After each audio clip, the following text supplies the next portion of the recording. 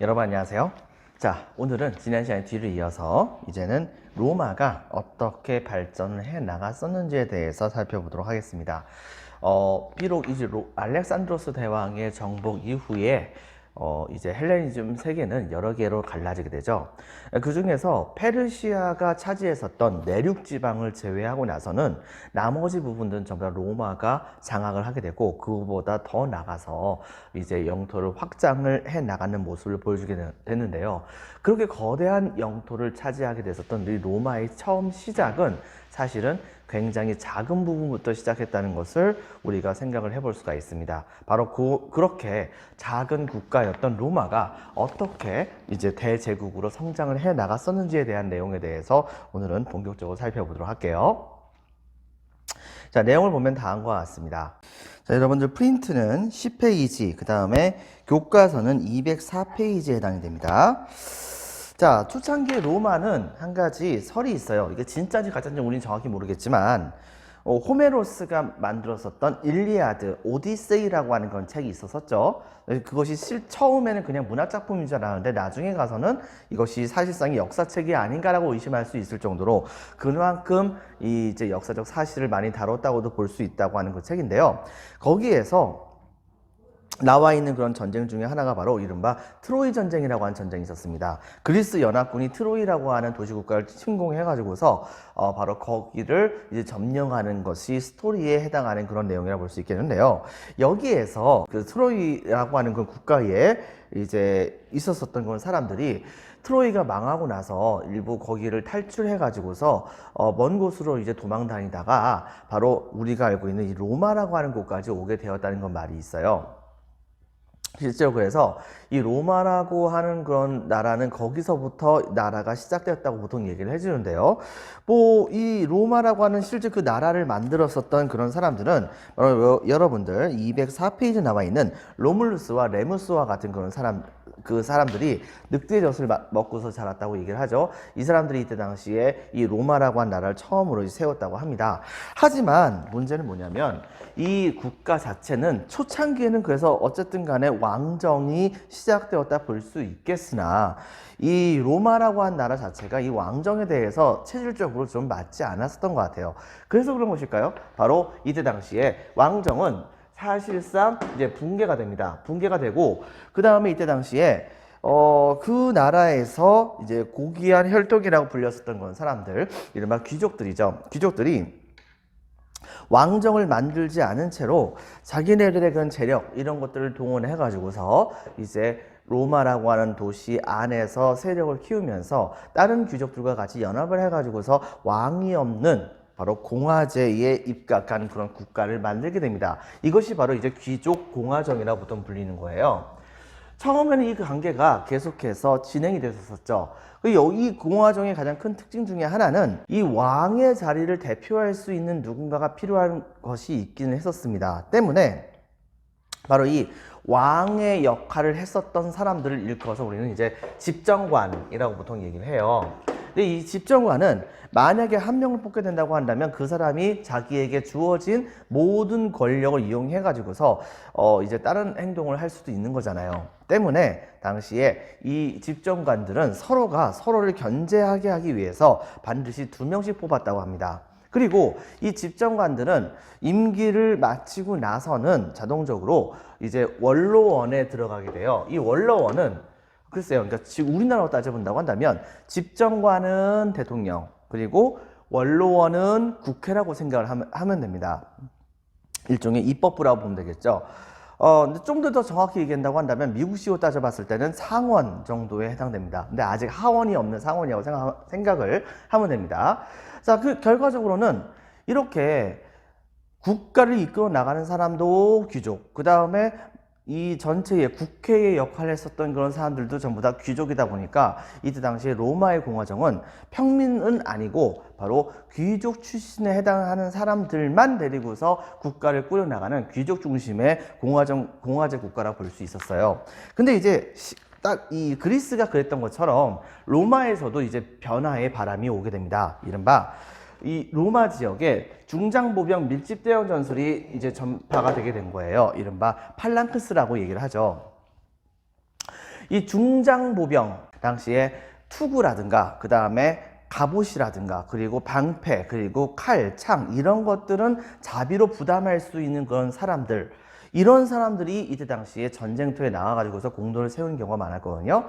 근데 중요한 것은 전쟁터에 나가는 모든 비용은 기본적으로 자비 부담이 원칙입니다. 때문에 당시에 귀족들이 계속해서 이렇게 이제 큰 목소리를 낼 수 있었던 가장 큰 이유 중에 하나는 바로 전쟁터에 나갈 때 이 귀족들이 바로 자기의 돈을 가지고서 자기를 최신식으로 무장을 시킨 다음에 그걸 가지고 전쟁터에 나가는 경우가 많았었기 때문에 전쟁에서 승리한다는 것은 로마라고 한 나라를 이제 지키는 거에 해당된다 볼 수 있으니까 기여도가 높다고 얘기할 수 있는 거잖아요. 이러다 보니까 당연스럽게 이 귀족의 발언권이 클 수밖에 없었던 것이죠. 하지만은 중장보병 밀집대형 전술이 이 로마로 전파가 되게 되면서 기존에 말 타고 다니는 거 이런 거가 별로 필요가 없게 됩니다. 그리고 이때 당시에 평민층들의 경우에는 말을 타고서 이제 다닐 수 있을 정도로, 전쟁터에 나갈 수 있을 정도로 부자는 아니었었지만 기본적으로 자신의 몸을 청동이나 혹은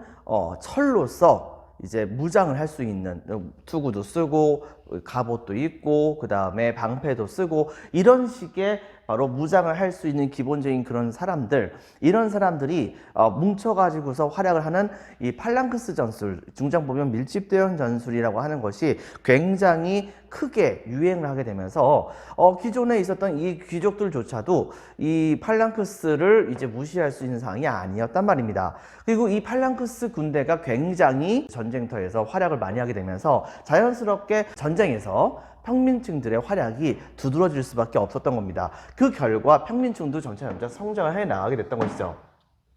근데 문제는 뭐냐면 이제 전쟁터에서 옛날에 안 그랬지만 이제 평민층들도 활약을 많이 하게 됐어요. 그런데 정작 모든 국가의 권력은 계속해서 귀족이 갖고 있는 겁니다. 이거에 대한 불만이 되게 많이 있었던 것이죠. 하지만 귀족들은 자신들의 권력을 양보할 생각은 없었던 거죠. 당연히 여러분이라고 한다면 어떻게 하겠습니까? 바로 이 평민층들은 당연히 귀족들에게 저항하는 모습을 보여줍니다. 하지만 쉽지 않았었어요. 그 요구사항을 거의 들어주지 않았거든요. 그러자 평민층들은 이때 당시에 한 가지 수단을 사용합니다. 그것은 바로 뭐냐면 어느 날 갑작스럽게 귀족들에게 통보를 하는 거예요. 자, 당신들이 만약에 우리의 요구사항을 들어주지 않는다고 한다면 우리는 차라리 그냥 이 로마라고 하는 도시국가를 떠나겠다. 그리고서 새로운 도시국가를 만들겠다. 그리고 거기에서 우리들끼리 살겠다라고 얘기를 하는 거예요. 여러분 한번 생각해 보세요. 귀족은 밑에 있는 사람이 있으니까 자기가 높은 대우를 받는 거 아니겠습니까? 귀족이 귀족이려고 한다면 귀족 밑에 있는 평민이 있어야 되는 거예요. 근데 평민들이 없으면 귀족이 귀족입니까? 여러분들, 이렇게 되다 보니까 이것에 이제 무릎을 꿇었던 귀족들은 결과적으로 이 평민들의 요구사항을 들어주게 됩니다. 이른바 성산 사건이라고 해가지고서 바로 성스러운 산으로 이제 도시국가를 만들려고 떠나려고 했었던 평민들을 귀족들이 이제 뜯어 말려가지고서 간신히 진정시켰던 사건이죠. 근데 여기서 이제 평민들은 한 가지 이제 좋은 수확을 얻게 되죠. 그것은 바로 뭐냐? 이런 방식으로 투쟁한다고 한다면 귀족들이 딴 건 몰라도 자신들의 말을 들어줄 수 있겠구나 라고 생각을 했던 거예요. 자, 그래가지고서 첫 번째, 바로 여기 보이다시피 평민회를 구성하게 만듭니다. 즉, 평민들이 자기네들끼리의 그 의회를 만드는 거예요. 즉, 원로원은 상원이면 평민회는 하원에 해당된다 볼 수 있겠죠. 그리고 시간이 흘러갈수록 이 평민회가 담당하는 그런 이제 그 국정 사무 일들이 점점 더 많아지게 되는 상황이 되게 됩니다. 두 번째는 평민회의 대표격으로서 호민관이라고 하는 사람을 뽑았던 거예요. 이 호민관은 글쎄요, 굳이 얘기한다고 한다면 국회의장 이 정도라고 생각할 수는 있는데, 근데 이 호민관의 경우에는 당시에 만약에 원로원이 어떤 법령 같은 것을 정해가지고서 평민들에게 이것을 지켜라 라고 얘기한다고 하더라도 만약에 이것이 평민들의 권익에 대해서 침해가 되는 그런 내용이라고 한다면 이때 당시에 호민관은 이것을 거부할 수 있는 권리가 있었습니다. 즉 이때 당시에 이 호민관이 있었다고 하는 것 자체는 바로 평민권이 그만큼 강해졌다는 것을 의미한 것이라 볼 수 있는 것이겠죠. 자, 그 다음에 세 번째는 바로 로마 안에서 본격적인 성문법이라 볼 수 있었던 12표법이라고 하는 법을 만들었다는 겁니다. 이전의 법을 적용하는 방식은 귀족들이 자신들이 생각했을 때의 로마의 관습은 이거다. 그러니까 이 관습에 따라서 이런 식으로 처벌하겠다. 막 이렇게 이제 법을 처결하는 경우가 많았었습니다. 이른바 관습법이었던 거죠. 근데 이제 문제는 뭐냐면 이놈의 관습이라고 하는 것이 귀에 걸면 귀걸이, 코에 걸면 코걸이라서 같은 죄를 저질렀다고 하더라도 귀족에게는 약하게 처벌하고 그 다음에 평민에게는 강하게 처벌하고 하는 그런 불합리한 모습이 되게 많았단 말입니다. 결과적으로 이 평민들의 경우에는 귀족들이 시행하는 법 자체를 믿을 수가 없었어요. 때문에 이때 당시에 확실하게 명확한 원칙에 따라서 법을 적용시킬 수 있어야 한다는 것을 주장했기 때문에 결과적으로 이런 요구사항을 이때 당시에 이 로마의 귀족들이 받아들이게 됩니다. 그러면서 12개에 해당하는 법령을 이제 아예 명문화를 해요. 글로 아예 새겨가지고서 이 원칙에 따라서 절대 변형 없이 이 원칙에 따라서 법을 시행하도록 하겠다라고 약속을 하게 되었고, 이것을 시작으로 해서 이때 당시에 이 로마는 나중에 거대해지게 되는 그런 제국을 통치하는 이제 효율적인 방법으로서 법을 발전시켜 나가는 모습을 보여주게 됩니다. 자, 어쨌든 간에 바로 이 12표법을 만들게 되었었고요. 이 12표법을 만드는 것을 시작으로 해가지고서 계속적인 그런 신분투쟁을 벌입니다. 여러 번에 걸친 성상사건 같은 것이 막 벌어지게 됐던 것이에요. 나중에 가서 어떤 일이 벌어지게 됐느냐. 집정관을 2명 뽑게 돼 있잖아요. 근데 이 집정관은 대부분 다가 원래는 귀족만 뽑히게 되는 것이 원칙이었습니다. 하지만은 나중에 가서 어떤 게 벌어지냐면은 바로 집정관 중 한 명은 반드시 평민이어야 한다고 하는 원칙까지 만들어지게 돼요. 그렇게 하고 나서 결과적으로 여러분 생각해 보세요. 집정관 중에 한 명이 평민이라고 한다면 집정관은 자연스럽게 바로 임기를 마치게 된다고 한다면 원로원으로 들어가죠. 원로원으로 들어가게 되니까 자연스럽게 평민 출신에 해당되는 사람들이 원로원에 들어가게 된다고 하는 것은 국가에서 가장 상위급에 해당하는 그런 기관으로 들어갈 수 있다는 것이 보장이 되게 되는 것이니까, 그러니까는 사실상 귀족하고 평민하고의 그런 권리 차이가 그다지 없게 되는 그런 상황이 벌어지게 된 거예요. 결과적으로 여러 가지 측면에서 개혁 정책이 펼쳐지다가 나중에 가서 이 호텐시우스법이라고 하는 법, 교과서에 나와 있지 않습니다. 이 법을 통해 가지고서 귀족과 동등한 권리를 평민들이 드디어 쟁취하게 됩니다. 여러분 생각해 보세요. 하나의 국가에 누구든지 간에 이 법에 의해서 차별받지 않는다라고 한다면, 그렇다고 한다면은 나는 거기에서 마음대로 활동할 수가 있는 것이고, 그리고 그 국가가 잘 되면 잘 될수록 내가 활동할 수 있는 바로 범위가 더 많아지게 되는 거 아니에요. 이익을 추구할 수 있는 범위도 많아지고요. 누구한테 차별받지 않고. 당연히 평민들은 이때부터 어떻게 하게 됐었느냐, 로마의 이익은 자신들의 이익이라고 하는 것으로 간주를 해가지고서 로마의 전쟁, 로마의 큰일이 일어난다고 했을 때는 바로 앞장서서 서로 이제 나서가지고서 활동을 하려고 하는 모습을 보여주게 됩니다. 자, 이렇게 되게 되면서 본격적으로 이제 로마는 확장의 시대로 넘어가게 됩니다. 자, 먼저 보면은 프린티시 페이지에 동그라미 1번. 초기에는 왕정이었으나 기원전 6세기에 귀족 공화정이 실시된다고 했었죠. 동그라미 1번. 2명의 바로 빈칸에 적혔습니다. 집정관. 자, 군사와 정치를 담당했었고요. 동그라미 2번. 원로원이 있었습니다. 원로원은 입법기관, 의회라고 보면 되겠죠. 자, 그러다가 별표 2개. 평민권의 성장.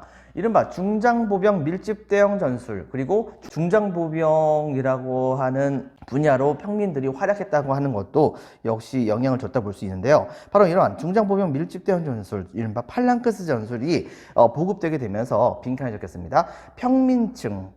평민층이 전쟁에 참여하면서 점차 그 활약상이 높아지게 됩니다. 그리고 박스 치겠습니다. 신분투쟁으로 평민들은 자신들의 권리를 더 달라고 요청하게 되었고, 그 결과 동그라미 1번 평민회와 동그라미 2번 빈칸에 들어갈 관리의 이름은 평민회의 대표라 볼 수 있었죠. 바로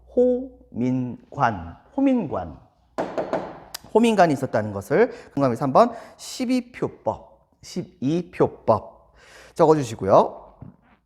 이것은 이 12표 보면 특히 로마 최초의 성문법으로서 의미가 있습니다. 이것은 반드시 기억해 줘야 됩니다. 왜? 이것이 나중에 로마의 법이 되고 이 로마의 법을 이제 나중에 가서 유스티니아누스 대제라고 하는 그런 로마 황제 때의 로마법 대전으로 그리고 이것이 바로 중세의 도시법을 지나서 이른바 나폴레옹 법전 그리고 나폴레옹 법전은 바로 현대의 법에 영향을 주기 때문에 그 현대의 법의 원조격에 해당하는 그런 법이 바로 여기서부터 시작했다는 것을 우리가 찾아볼 수가 있습니다. 그러므로 여러분들 이 12표본 기억을 해주기 바랍니다. 다음 줄에 보면 밑줄입니다. 법률상 동등한 귀족과 동등한 권리를 보유하게 됩니다. 호르텐시우스법 밑줄 쫙 칩니다. 자, 이제 11페이지에 해당하는 부분입니다. 이제 본격적으로 살펴볼게요.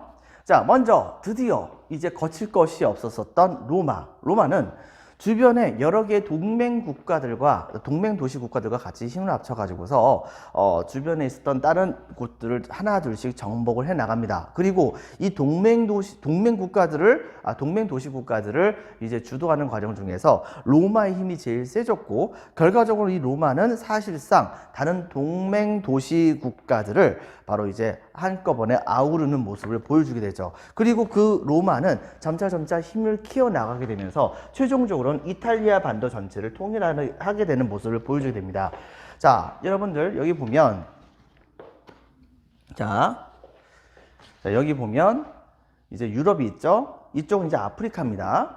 그리고 이쪽은 아프리카예요. 아라비아 반도고 그 다음에 이집트가 있고 그 다음에 메소포타미아가 이쪽입니다. 이쪽의 경우에는 그리스 그리고 이쪽에는 이탈리아입니다. 이탈리아 앞에 이제 시칠리아 섬이 있고 몇 개의 섬이 더 있죠. 근데 이쪽에는 크레타 섬, 여기가 흑해입니다. 여기는 이곳이 바로 지중해입니다. 자, 이런 상태에서 이때 당시에 바로 이 로마는 이탈리아 반도 전체를 통일해요. 자, 통일하고 이걸로써 이 이탈리아 반도 안에 있는 모든 그런 백성들에게는 기본적으로 로마의 시민권을 전부 다 부여를 합니다. 그렇게 되면서 로마는 통일된 국가로서 활동을 하게 되었었죠. 근데 이제 여기서부터 이제 문제가 생기게 됩니다. 바로 로마를 경쟁 국가로 생각하는 그런 나라가 하나 있었던 것이죠. 그 나라의 이름은 바로 어디냐면은 바로 북아프리카 지역에 있었던 카르타고라고 하는 그런 나라입니다. 이 카르타고는 여러분들 옛날에 배웠었던 페니키아라고 하는 그런 나라가 바로 식민 도시를 지중해 여러 군데다 만들었었는데 그 중에 가장 힘이 셌던 곳 중에 하나가 바로 이 카르타고라고 보면 됩니다. 이 카르타고는 한때는 로마와 같이 손잡던 그런 사람들이었으나 당시에 이 로마 바로 앞에 있는 이제 장화 앞에 있는 돌덩어리처럼 말이죠. 바로 시칠리아 섬이라고 하는 섬이 있는데 이 섬에서 이른바 여기 있었던 도시 국가들이 서로 대립하는 과정 중에서 한쪽은 로마, 한쪽에는 이 카르타고에게 구원 요청을 하게 되면서 결과적으로 로마의 군대와 그 다음에 카르타고의 군대가 이 시칠리아 섬에서 격돌하는 그런 사태가 벌어져요. 이 싸움에서 최종적으로 로마가 승리하게 됩니다. 그래서 제1차 카르타고 전쟁, 포에니 전쟁이라고 하는 전쟁의 시작은 바로 이곳이라 볼 수 있는데 여기를 이때 당시에 로마가 확실하게 장악을 하죠. 자, 장악을 하게 되면서 이때 당시에 로마는 뭘 하게 됐었냐면 이 시칠리아 섬에 살고 있는 사람들을 로마의 시민으로 받아들이지 않습니다. 그리고 그들을 전부 다 뭘로 하냐면은 자기들의 노예로 삼고 그 다음에 거기에 있었던 그런 땅들 전부 다를 바로 이제 식민지로 만들어 가지고서 통치해 나가는 모습을 보여주게 돼요.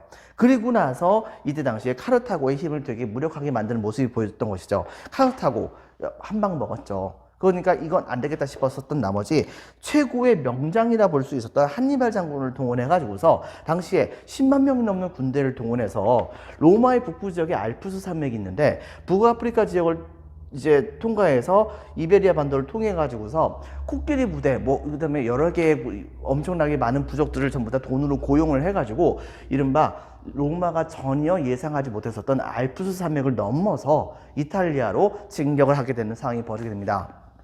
그래가지고 로마라고 하는 원래 그 수도 있었죠. 이 로마라고 하는 수도, 이곳을 제외한 나머지 모든 이탈리아 반도가 이 카르타고의 한니발 장군의 군대에 의해서 쑥대밭이 되는 상황이 벌어졌어요.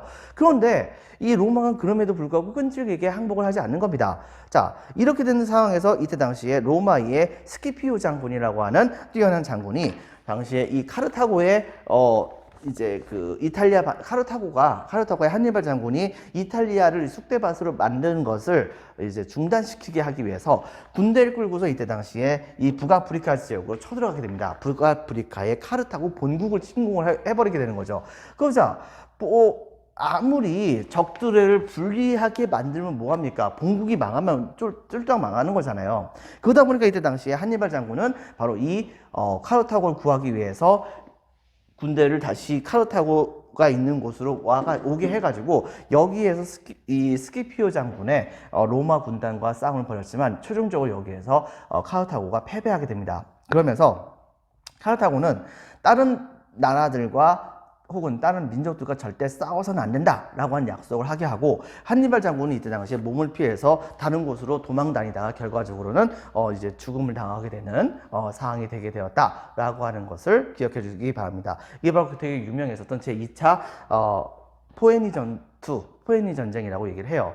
이 3차 포에니 전쟁에서는 카르타고는 이제 더 이상 이제 강국이라고 얘기할 수 있는 상황이 아니었었어요. 하지만 이제 이때 가서야 카르타고에 있는 시민들이 단결을 해가지고서 카르타고를 빠른 속도로 재건하게 됐었는데 이것을 되게 탐탁치 않게 여겼었던 이때 당시에 로마는 카르타고 주변에 있는 카르타고에게 적대적인 민족들을 이제 사주해가지고 카르타고를 공격을 하게 한 거예요. 이 참다 못했었던 이때 당시 카르타고, 원래 로마하고 약속에서는 절대 다른 민족들과 싸우지 않는다는 것을 약속을 했었으나 자기가 살려면 다른 민족들을 확실하게 제압을 해야 했기 때문에 군대를 동원해서 그 지역을 공격해서 승리하게 되는 상황이 벌어지게 됩니다. 근데 바로 그것은 로마가 노렸던 것이죠. 결과적으로 로마의 대군이 이때 당시에 카르타고를 침공하게 되면서 카르타고는 장렬하게 바로 전쟁을 통해 가지고서 로마에게 대항했지만은 결과적으로는 패배의 쓴맛을 볼 수밖에 없는 상황이 되게 됐던 것입니다. 자, 이쪽은 아니죠. 자, 이쪽에는 이제 이집트가 있는 곳이고요. 그 다음에 자, 이런 상황에서 당시에 알렉산드로스 대왕의 뒤를 이어가지고서 옛날 마케도니아 지역을 통치하고 있었던 마케도니아 왕국이 계속해서 유지가 되고 있던 상황이었는데 로마는 이때 당시에 카르타고와 싸우면서도 다른 한쪽이었었던 이 마케도니아와 전쟁을 벌이게 되면서 결과적으로 마케도니아 지역도 점령하고 그 밑에 있던 그리스까지 장악을 하게 돼요.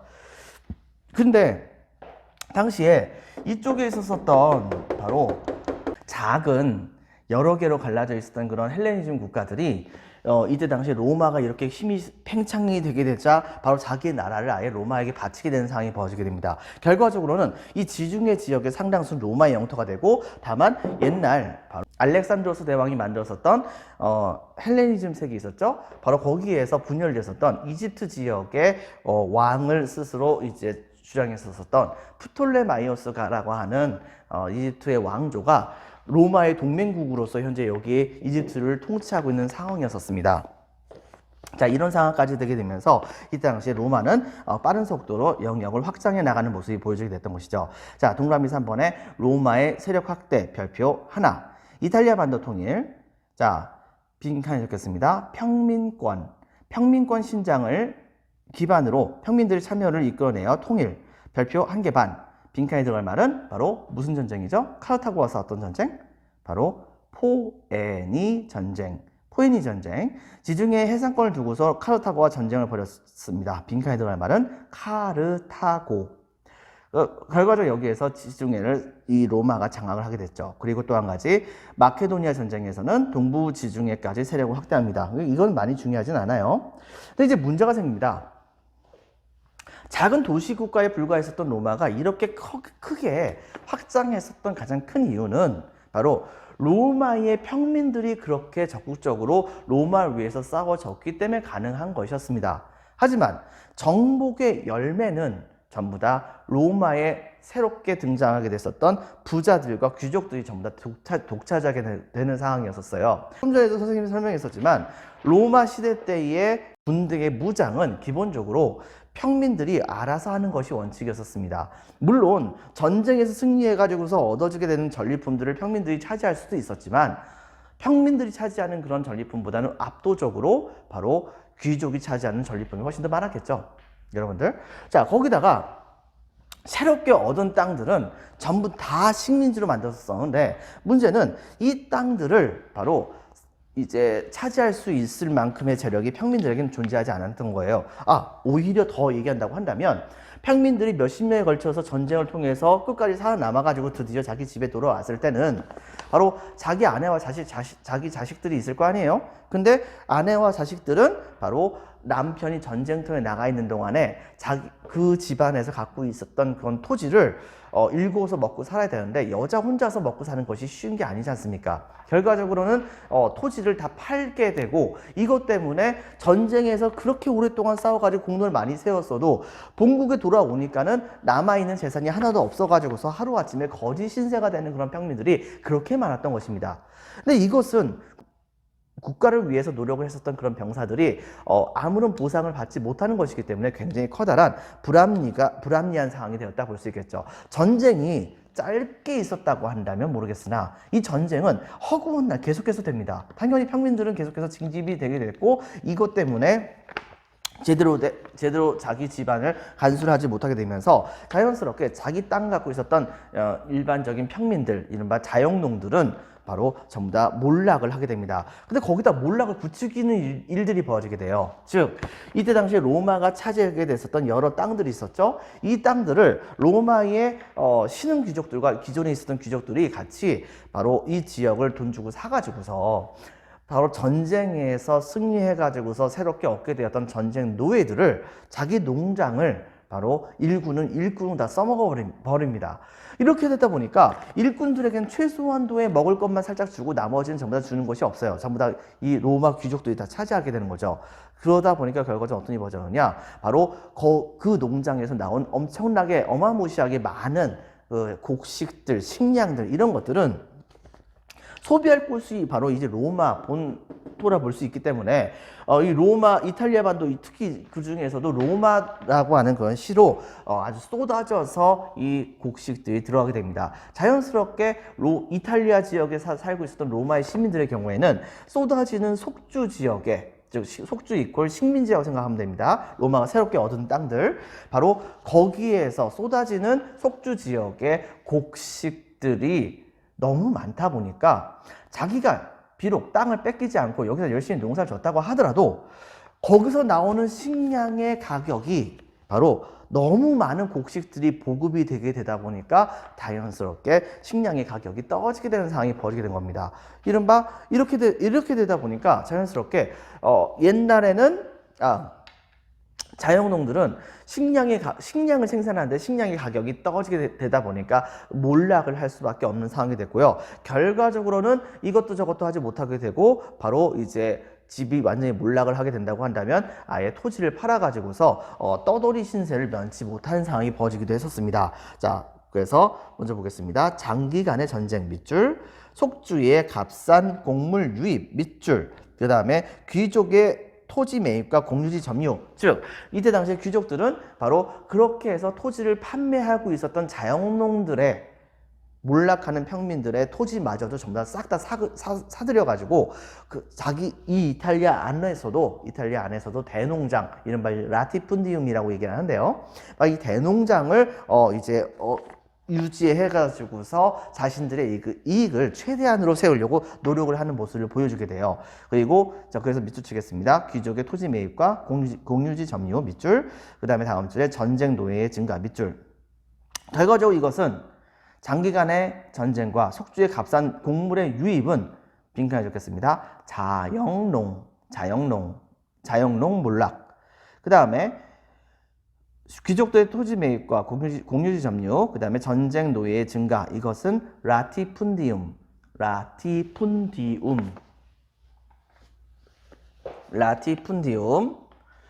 자, 라티푼디움이 확대되는 그런 결과를 보게 됐었던 거예요. 근데 문제는 로마의 군대는 자영농 출신에 해당되는 평민들로 이루어져 있는데 평민들이 전부 다 몰락해서 군대도 가지 못할 정도가 되게 된다고 한다면 로마의 군대는 자연스럽게 약화할 수밖에 없는 문제점이 있게 되었던 것이죠. 결과적으로는 어떤 일이 벌어지게 되느냐, 바로 이때 당시에 로마는 굉장히 좀 혼잡하게 되는 상황이 벌어집니다. 군대가 갑작스럽게 약화가 되게 되고, 또 한 가지 땅을 버리고 떠돌이 생활을 하고 있었던 그런 평민들은 일단은 이제 사람들이 많이 모이는 곳에 직업이 많이 있다 보니까 바로 사람들이 가장 많이 모이는 곳이 어디겠어요?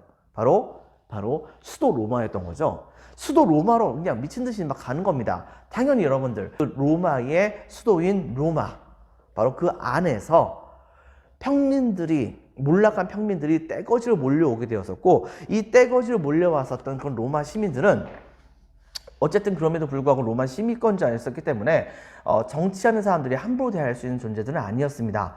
뒤집어 얘기한다고 한다면 바로 그 로마 시민들의 지지를 얻게 된다고 한다면 그 사람은 권력을 얻을 수도 있는 상황이 되었던 것이에요. 자, 이렇게 되다 보니까 자연스럽게 바로 이 엄청나게 벌어진, 귀족은 엄청나게 부자이면서도 평민은 엄청나게 거지와 같은 그런 처지로 떨어지게 되었던 상황에서 몰락한 그런 평민들의 비위를 맞추면서 권력을 잡으려고 하는 그런 사람들이 많이 등장하게 됩니다. 결과적으로 이것은 공화정의 대위기가 벌어진다고 할 수 있겠죠. 바로 이런 문제점들을 해결하기 위해서 등장했던 대표적인 그런 사람이 바로 이 그라쿠스 형제라고 하는 그런 사람입니다. 그 형제들입니다. 이분들은 이때 당시에 바로 호민간으로 이제 형제가 차례대로 이제 선출되었던 사람들인데요.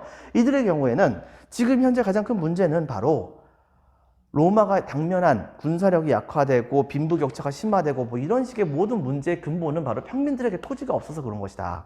그러므로 기본적으로는 바로 이 평민들에게 토지가 없는 이유를 한번 찾다 보니까 로마의 귀족들이 너무 토지를 많이 갖고 있다. 그러므로 지금부터 법을 세워서 일정 정도에 해당하는 토지 이상으로 토지를 갖고 있는 사람들의 경우에는 강제적으로 다른 사람들에게 이 토지를 팔도록 하게 해야 한다라고 하는 건 법을 만듭니다. 만들어 가지고서 이걸 딱 시행하게 되는 거죠. 당연히 여러분들 막대한 양에 해당되는 토지를 갖고 있던 그런 사람들이 바로 이 법이 시행된다고 한다면 나머지 토지를 전부 다 강제로 팔아야 되는 거잖아요. 그들이 좋아할 리가 없지 않습니까? 그래 가지고서 이때 당시에 그 귀족들은 바로 이 형이었던 그라쿠스를 이때 당시에 쿠데타를 일으켜가지고서 죽이는 모습을 보여주게 됩니다. 그렇지만 얼마 후에 이번엔 동생 그라쿠스가 이때 호민관으로 당첨이 됐었어요.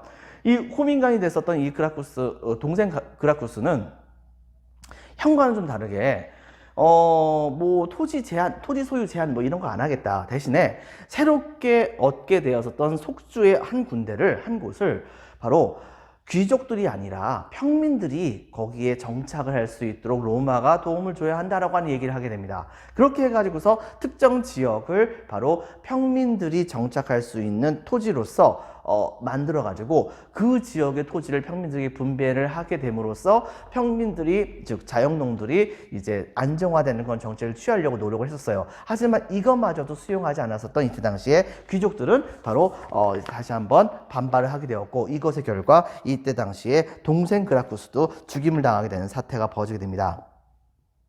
자, 그래서 보겠습니다. 별표 2개, 그라쿠스 형제의 개혁. 토지의 재분배를 통한 빈칸에 적겠습니다. 자영농 육성을 목적으로 개혁을 했었습니다. 하지만 문제는 뭐냐? 이렇게 해서 반대를 해서 가지고서 이 개혁자들을 이 로마의 권력자들이 죽이긴 했으나 문제는 사회의 문제가 전혀 해결되지 않았던 거예요. 때문에 이때 당시에 평민들의 지지를 받고 있었던 여러 명의 이제 그 독재자들이 로마의 정치를 어지럽히는 그런 시대가 되게 됩니다. 그 과정 중에서 유명한 집안 출신이었었던 카이사르라고 하는 사람이 두 명의 협조자와 같이 크라수스와 같은 두 명의 협조자와 같이 손을 잡고서 이른바 세 명의 권력자가 로마를 이제 공동으로 통치해 나가는 이른바 삼두정치라고 하는 정치를 실시를 하게 됩니다. 하지만 이때 당시에 크라수스라고 하는 사람이 갑작스럽게 전쟁 중에서 죽게 되면서 나머지 2명밖에 안 남게 되었을 때 바로 이 2명은 서로 싸움을 벌이게 되었고, 이 2명 중에 한 명이었던 카이사르는 최종적으로 경쟁자를 물리치고 로마 전역에 공화국을 지키겠다는 명목으로 최종적으로 이 내전을 완전히 종식을 시키게 됩니다. 하지만 그것은 권력자가 카이사르밖에 없는 것이기 때문에, 그렇기 때문에 사실상 카이사르는 자기는 아니라고는 얘기를 하는데 사실상 로마에서 카이사르의 권력을 뛰어넘을 수 있는 존재는 아무도 없었거든요. 근데 그것은 곧 로마가 공화정을 버리고 황제 국가가 된다는 것이라고 볼 수 있는 거기 때문에 이거에 대해서 반발했던 세력 중에서 바로 이 카이사르의 양아들이었었던 브루투스라고 하는 사람이 이때 당시에 카이사르를 갑작스럽게 암살하는 그런 사건이 벌어지게 됩니다. 이렇게 되자 그 뒤를 이어가지고서 카이사르의 후계자였던 그런 사람들이 바로 안토니우스, 유능한 친구 중에 한 명이었었죠. 그 다음에 자신의 또 다른 양아들이었었던 옥타비아누스, 그리고 또 다른 유능한 장군이었던 레피두스라고 하는 사람이 같이 모여가지고서 제2차 삼두 정치를 펼치게 됩니다. 하지만 2차 삼두 정치를 벌이는 과정 중에서 레피두스가 또 역시 금방 죽게 되면서 바로 이 안토니우스와 그 다음에 옥타비아누스가 서로 이제 로마의 패권을 두고서 둘이 싸움을 벌이게 되는 사태가 벌어지게 돼요. 결과적으로 이제 어떤 일이 벌어졌냐면, 사실 당시에 이집트 내부에서는 왕위 계승권을 두고서 그 남매가 서로 싸움을 벌였었거든요. 근데 당시에 카이사르가 이제 이집트의 바로 여왕 후보자였던 사람에게 왕위 후보자였던 여성에게 다가가가지고 그 사람을 적극적으로 지지해주게 되면서 바로 그 사람이 이집트의 왕이 됩니다. 그게 바로 그림도 유명한 이집트의 여왕 클레오파트라라고 하는 사람이었었죠. 그 클레오파트라와 카이사르 사이에서는 케사리온이라고 하는 아들까지 낳을 정도였었습니다. 그러나 카이사르가 죽은 다음에 이번에는 안토니우스가 클레오파트라하고 이제 사랑에 빠져요. 그러면서 당시에 이 남쪽 지역에 해당되는 부분은 안토니우스가 차지하고 북쪽 지역의 부분은 바로 이 옥타비아누스가 차지하게 됐는데, 근데 이때 당시에 안토니우스가 이 옥타비아누스를 되게 깔보는 것 같은 그 자세를 보이게 되자, 근데 그걸 명목으로 해가지고서 당시에 옥타비아누스는 안토니우스를 제거해야겠다는 생각에 원로원의 동의를 얻어가지고 대규모의 군대를 동원해서 바다로 이때 당시에 이집트를 침공하게 됩니다. 그리고 이집트를 침공하는 과정 중에서 이 안토니우스는 바로 클레오파트라와의 이집트 군대와 같이 연합을 해가지고서 악티움이라고 하는 곳에서 전쟁을 벌였었지만, 여기에서 그만 안토니우스가 패배를 하게 되었고, 그 결과 이집트 전체가 옥타비아누스에게 넘어가게 되는 사태가 벌어지게 돼요. 그러면서 사실상 이 이집트 자체는 아예 황제 재산으로 취급이 되게 됩니다. 결과적으로는 이때 당시에 옥타비아누스가 모든 전쟁에서 최종적인 승자가 되죠. 하지만 옥타비아누스는 바보가 아닙니다. 왜냐하면 자기의 양아버지였었던 카이사르도 바로 이제 최고의 권력자가 되자마자 암살을 당했었잖아요. 때문에 비록 악티움 해전으로 옥타비아누스가 승리해가지고서 1인으로서 남게 되었었던 권력자가 됐었지만, 그리고 또 한 가지, 원로원은 그에게 아우구스투스, 이제 나중에 이 아우구스투스라고 하는 말이 바로 황제를 의미하는 단어가 되기도 하는데, 원래 뜻은 이제 존엄한 자라고 하는 뜻입니다. 바로 이때 당시 이 칭호를 부여해가지고서 사실상 옥타비아누스가 황제가 된 거나 마찬가지임에도 불구하고, 옥타비아누스는 자기 스스로를 칭하기를 프린캡스, 즉 주민번호 친다고 한다면 로마에 있는 모든 주민 중에서 내가 주민번호 제1번이다, 뭐 이런 얘기를 한 거예요. 이런 식으로 이제 스스로 칭호를 하면서 스스로는 황제가 아니라고 얘기를 했었습니다. 하지만 실질적인 재정은 이때부터 시작이 된다고 볼 수가 있겠죠. 그리고 바로 이 시기를 시작으로 해가지고서 로마 최고의 전성기를 구가했었던 바로 5명의 현재, 5현제가 차례대로 이제 왕위를 계승할 때까지 로마는 말 그대로 로마 역사상 최고의 전성기를 구가하게 됩니다. 이른바 이 지역을 전부 다 차지하게 되고, 심지어는 이 영국의 한 3분의 2 정도까지도 먹어치우게 되는 그런 사태가 벌어지게 됐던 것이죠. 그렇게 되면서 로마가 엄청나게 영역을 확대해 나가게 됩니다. 결과적으로 이 지중해 바로 땅 가운데에 바다가 있다고 볼 수 있는데, 그 땅이 전부 다 로마의 땅이 되다 보니까 사실상 지중해는 로마의 호수다라고 하는 말이 만들어지기도 하기도 했었죠. 바로 이런 점 여러분들 기억을 해주기 바랍니다. 계속해서 보겠습니다. 자, 개혁 이후의 혼란, 거기서는 자, 빈칸에 적겠습니다. 카이사르가 혼란 수습 후 정권을 장악합니다. 하지만 공화정 지지 세력에게 암살당합니다. 자, 별표 하나, 재정의 시작에서는 옥타비아누스 박스, 악티움 해전으로 다른 경쟁자를 물리친 후 바로 원로원을 존중하며 권력을 장악합니다. 네, 원로원 동그라미 아우구스투스, 존엄한 자라는 뜻입니다. 아우구스투스 칭호를 받으며 재정을 시작하게 되었고, 바로 이걸 시작으로 해가지고서 5현제 시대의 마지막 황제였었던 마르쿠스 아우렐리우스라고 하는 황제까지 바로 이제 5명의 현명한 황제가 이제 국가를 통치해 나가게 되면서 로마는 말 그대로 최고의 전성기를 구가하게 됩니다. 근데 문제가 있어요.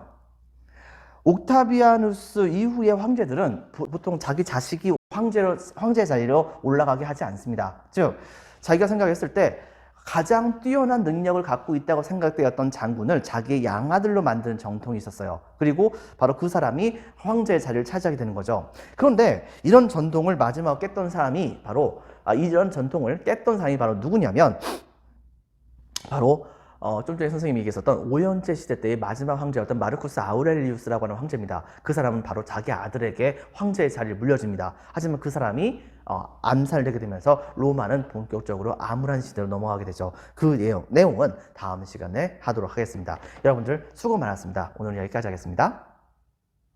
감사합니다.